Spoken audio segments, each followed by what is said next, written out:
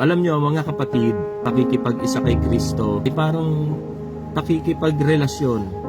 Naalala ko kasi nung panahon ako'y kabataan at wala pa akong asawa noon, nung panahon na yun, nagagawa ko lahat ng gusto kong gawin.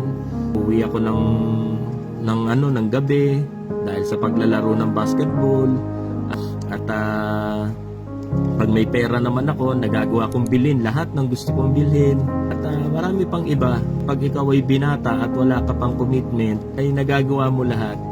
Amen po ba? Kung ako ang nagkaroon na ng asawa, so nagkaroon na po ng pagbabago, hindi na ako pwedeng umuwi ng kahit anong oras na gusto kong umuwi, galing basketball o kung saan man.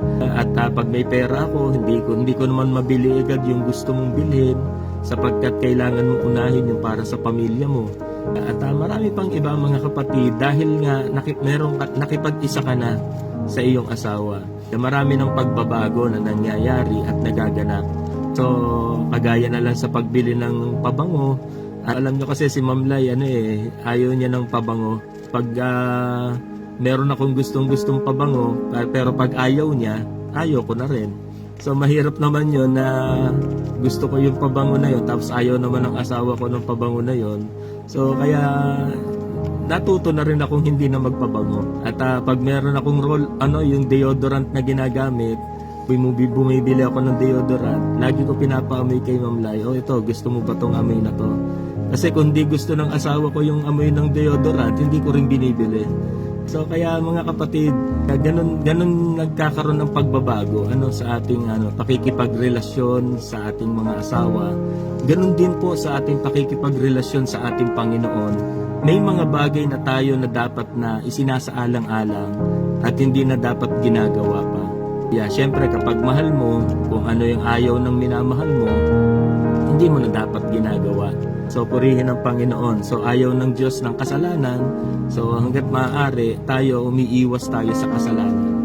So kaya purihin ang Panginoon. Kaya mga kapatid, a new life in Christ, maraming pagbabago na ating dapat i-adjust sa ating pong mga buhay at sa ating mga sarili. Hindi na tayo katulad ng mga binata pa na kahit anong oras mo gustong umuwi, uuwi ka dahil sa basketball o kung saan man, napabarkada man. So marami ng pagbabago na dapat isaalang-alang. Dahil ikaw ay sa pag-aasawa, ikaw ay nakasal na, ikaw ay may bagong buhay na, hindi ka na binata. Kaya sa mga may asawa dyan, huwag kayong magbuhay binata. Hallelujah. Amen. So tayo ay nakasal na, nakipag-isa na, so iba na yung buhay natin. Kaya kagaya ng sa Panginoon, yung ating pakikipag-isa sa Panginoon, meron na tayong bagong buhay.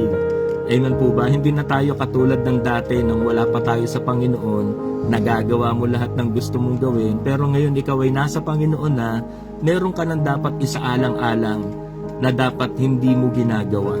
Amen po ba? Kaya purihin ang Panginoon. Kaya mga kapatid, tayong lahat na nakipag-isa sa Panginoon, isa ka ng bagong nilalang, wala na yung dati mong pagkatao. Amen? So purihin ang Diyos at pinagpalang morning sa ating lahat. Pagpalain po tayong lahat ng Panginoon.